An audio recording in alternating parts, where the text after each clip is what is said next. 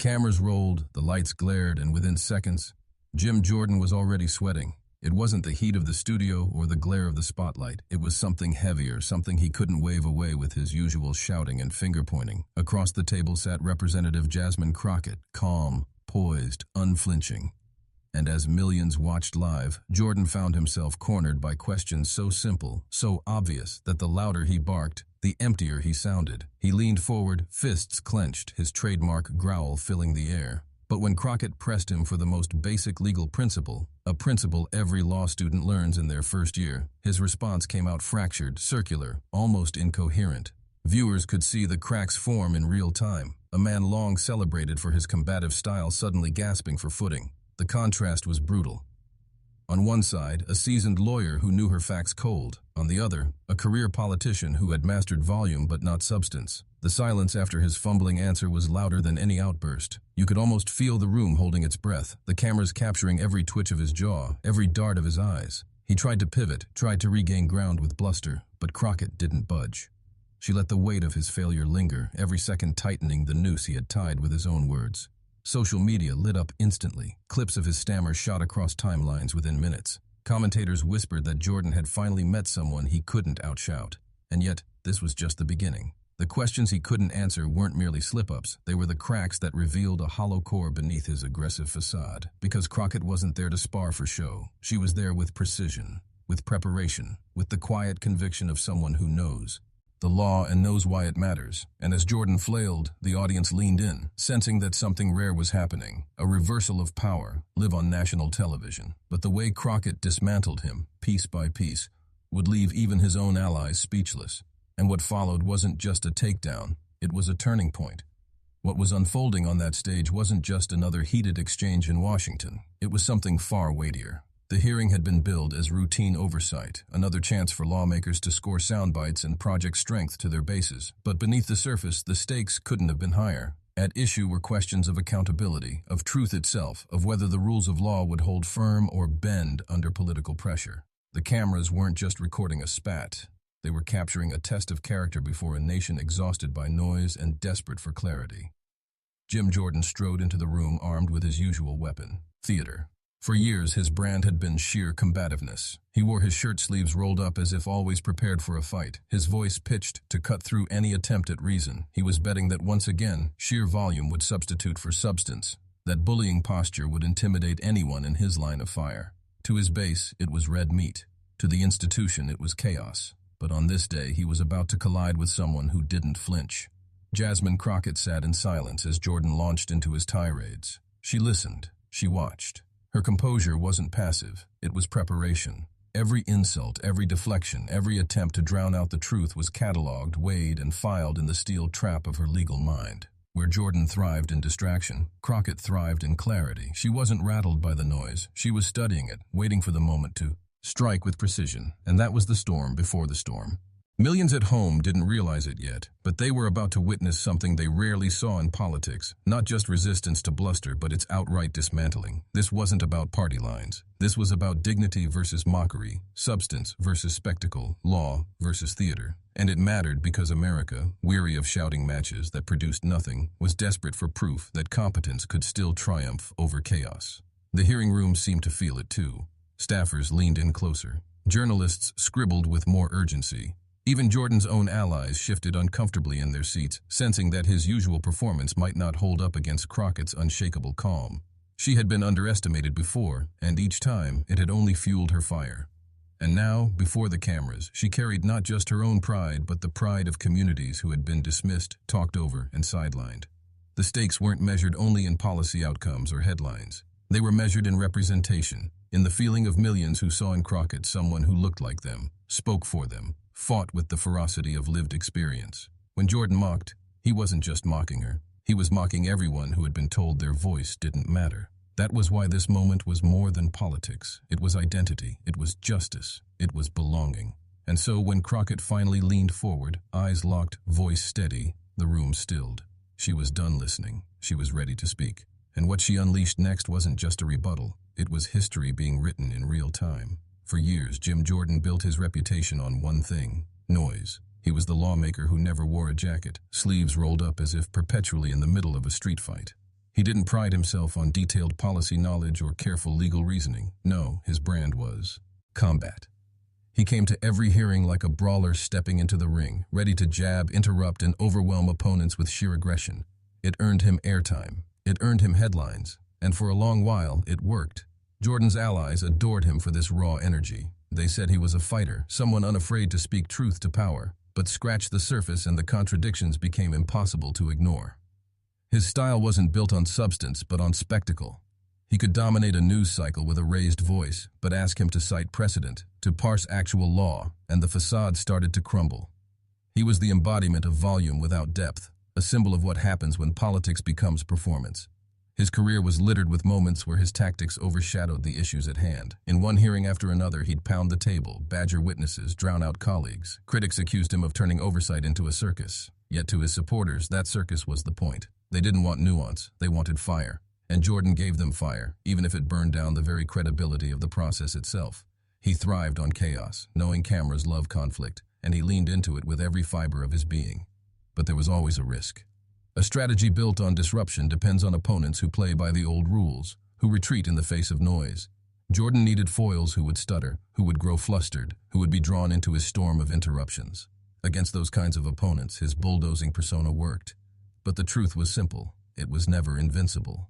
It only seemed invincible because too few had tested it. Behind the bluster, there were cracks. Colleagues whispered about his unwillingness to dive into detail. Legal scholars mocked his surface-level understanding of the very frameworks he invoked. Even within his own party, there were quiet doubts about his effectiveness. He could dominate a news clip, sure, but could he actually win a substantive exchange when facts, law, and composure were on the table? That was a question Jordan never wanted to answer. And then came Jasmine Crockett. Unlike many who faced Jordan before, she wasn't dazzled or rattled by the theater. She had lived through tougher battles, not on camera, but in courtrooms where real lives and real rights were on the line.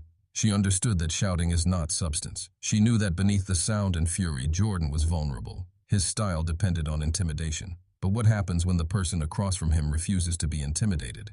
The answer, as America would soon see, was collapse. Jordan's contradictions, the fighter without facts, the showman without substance, were about to be exposed. All those years of table pounding and chest thumping had built a towering image of strength. But strength without foundation is hollow, and when pressure is applied, the hollow always cracks. For years, he had bulldozed opponents with volume. But this time, volume wouldn't save him, because this time Jordan wasn't just facing another politician. He was facing a lawyer who knew the law inside and out, a woman who represented the very communities his bluster dismissed. And she wasn't coming to play his game. She was coming to end it. Before the cameras, before the headlines, before the moment she sat across from Jim Jordan, Jasmine Crockett was already forged in fire. She wasn't born into privilege or handed power. She built it brick by brick, case by case, struggle by struggle. Long before Congress, she was a civil rights attorney, standing shoulder to shoulder with those whose voices were too often ignored. In cramped courtrooms and crowded community centers, she fought battles that never made national news, but meant everything to the people she represented. For her, the law was never an abstract theory. It was a lifeline. Raised with the understanding that justice isn't guaranteed, Crockett learned early that silence was complicity. When systems failed, she refused to. As an attorney, she took on cases that others might shy away from. Defending the poor, the marginalized, the everyday people who didn't have lobbyists or PR teams on their side. She stood beside immigrants facing deportation, families torn apart by unjust policing, workers silenced by corporate greed. Every case hardened her resolve and sharpened her skills. By the time she walked the halls of Congress, she had already stared down injustice 1,000 times. Law school wasn't easy. Neither was the grind of being a young black woman in a profession still dominated by privilege and old hierarchies. But Crockett wore every obstacle like armor. The skepticism, the condescension, the whispered doubts. She turned them into fuel. Where others cracked, she grew sharper. Where doors closed, she pushed them open. Her rise wasn't the story of someone coasting on connections. It was the story of someone who refused to be told no. That persistence carried her to public office. She wasn't just another politician rehearsing talking points. She was a fighter with scars to prove it.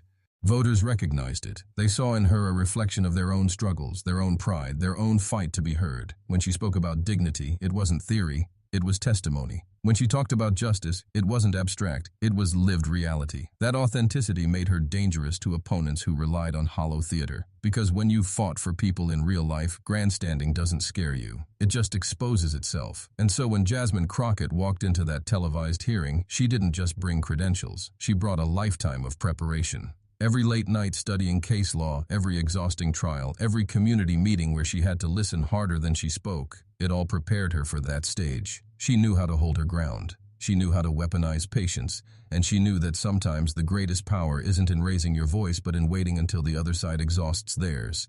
This was more than politics to her. It was about representation. For every young woman watching who had been told to be quiet, for every immigrant family who had been told they didn't belong, for every working-class voter who felt invisible in Washington, Crockett's composure was their vindication. She carried their dignity into that room, and that made her unshakable. The irony was that Jim Jordan, with all his bluster, thought he could rattle her. He mistook calm for weakness, silence for inexperience. He thought he was facing another opponent to bulldoze. But Crockett was built different. She didn't just know the law, she knew herself. She had been underestimated before, and every time it ended the same way, with her proving them wrong. On that night, as she sat across from him, Crockett wasn't just a lawmaker. She was the culmination of every courtroom fight, every uphill climb, every moment where dignity demanded defiance.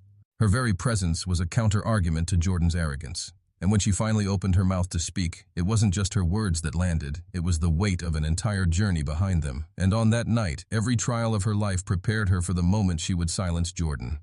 The moment the gavel signaled another round of questioning, the energy in the room shifted. Jim Jordan leaned forward, ready to seize control with the same old tactics. Interruption, deflection, noise.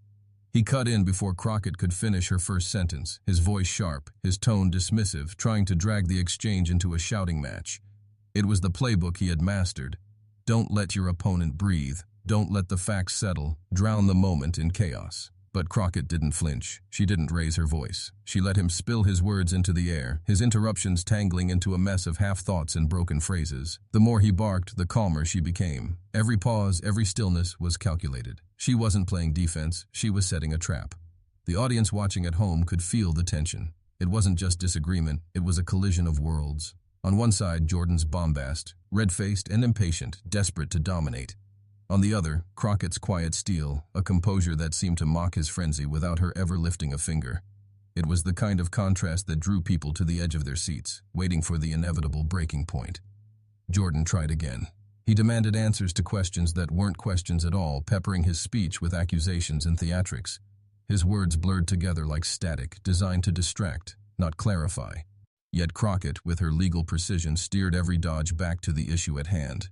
She repeated her questions with calm insistence, each one sharper than the last, each one slicing through the noise. The room grew restless. Staffers shifted in their chairs. A reporter's pen stopped mid-sentence. Even some of Jordan's allies exchanged uneasy glances. The power dynamic was changing before their eyes, and Jordan seemed not to realize it. He was doubling down on the very behavior that exposed him, piling bluster on top of bluster, unaware that it only made the silence between Crockett's questions more devastating. Crockett didn't need to win the argument with volume. She was winning it with control. With each failed deflection, Jordan's frustration mounted. His voice cracked, his gestures grew erratic, his performance faltered. And Crockett just sat there, composed, her expression unshaken, her eyes fixed like a surgeon preparing for the final incision. Then came the moment. She leaned forward, her tone steady, her words deliberate. She asked the question so direct, so basic, that there was nowhere for Jordan to run, no loophole, no theatrics, no escape. The air seemed to thicken. The cameras zoomed in. The entire room held its breath, as if everyone knew what was coming, everyone except Jim Jordan. But then, she asked the question that changed everything. The question landed like a hammer, simple, clear, undeniable.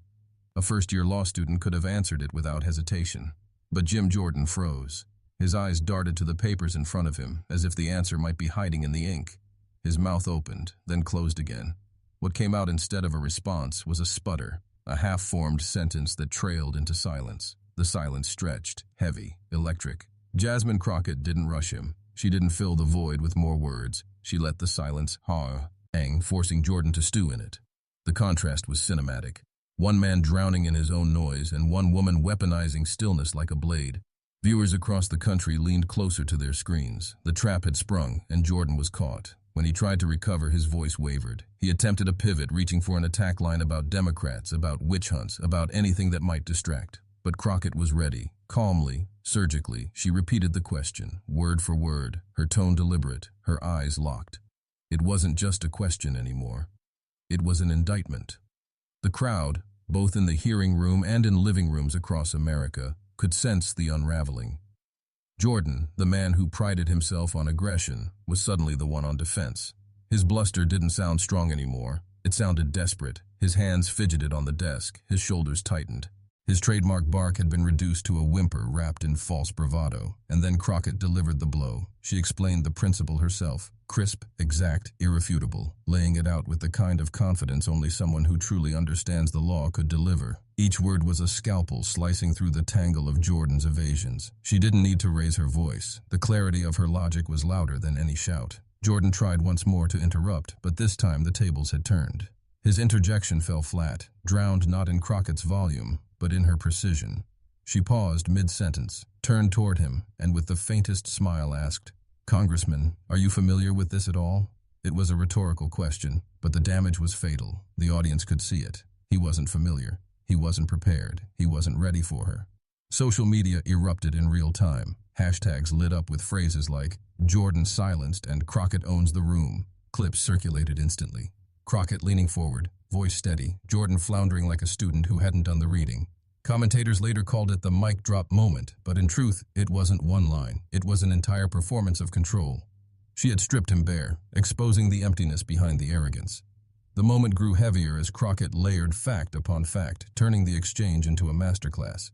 She cited precedent, quoted directly from statute, and laid out her reasoning like a chess player several moves ahead. Jordan had no counter. Every attempt at deflection only tightened the noose. His usual tactics, shouting down opponents, rushing past the point, failed against Crockett's calm insistence. She held the floor, and she held it with authority.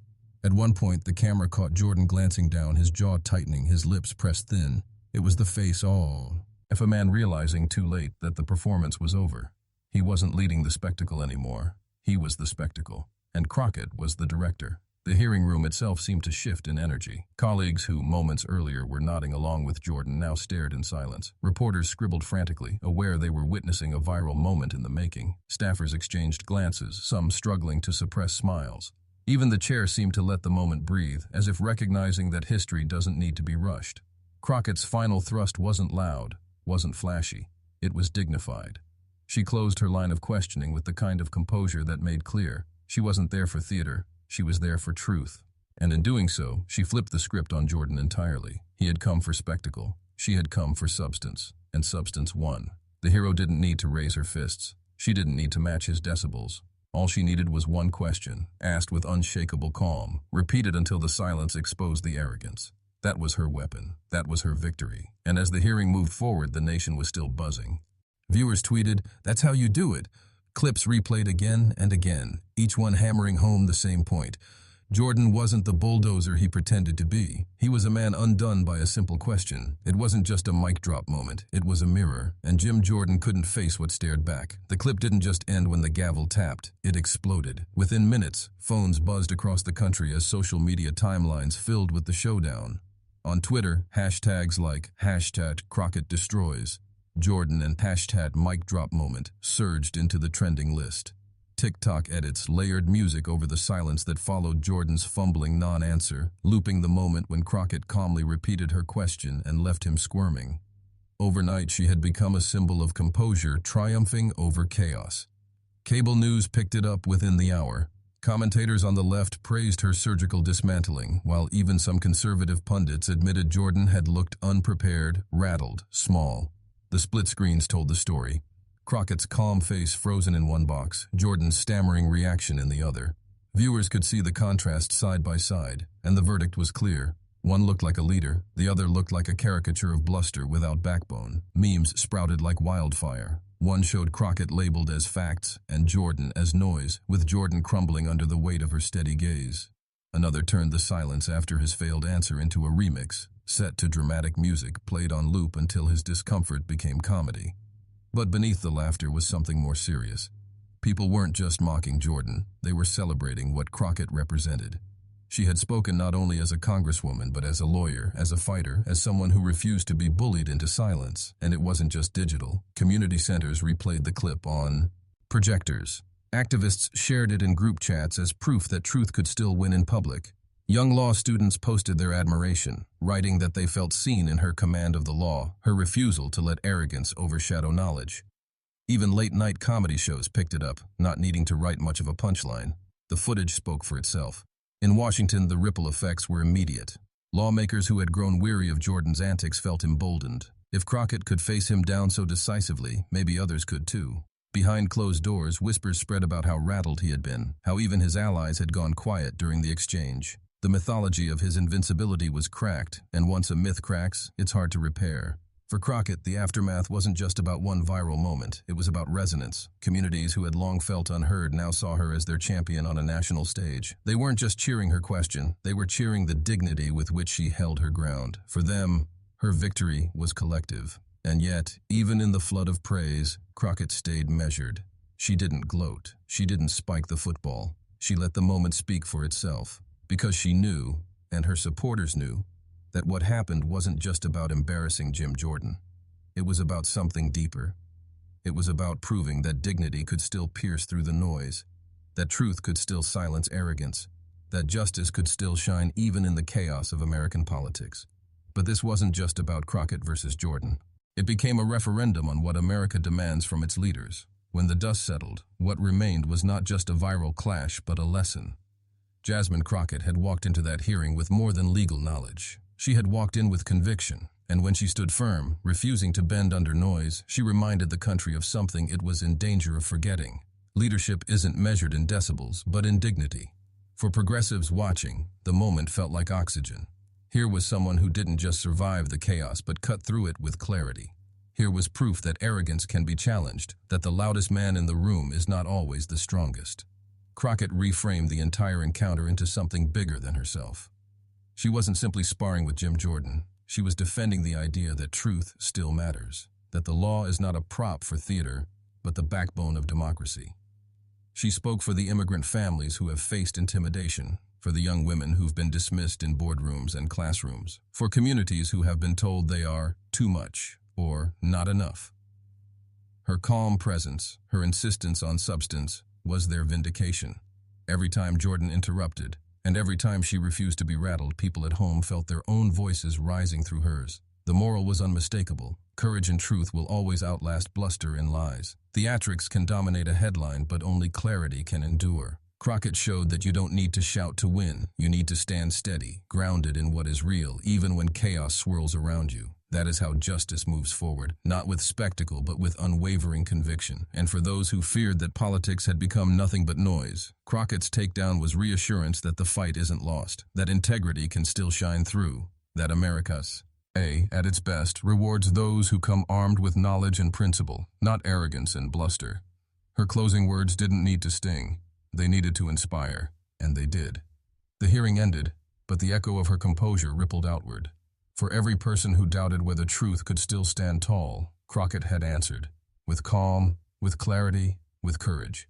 This is what leadership looks like: calm, informed, unshakable. And the lesson was simple enough for anyone watching to carry with them. Dignity is louder than hate, and justice is stronger than noise.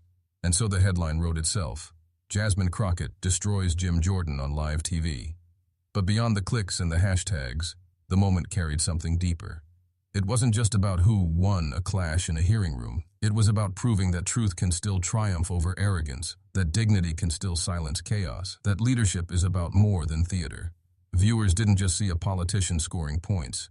They saw themselves reflected in her strength. They saw the immigrant parent who works twice as hard to be taken seriously. They saw the young woman who holds her ground when dismissed or talked over. They saw the communities too often ignored, too often mocked, standing tall through her composure. Crockett didn't just win an argument.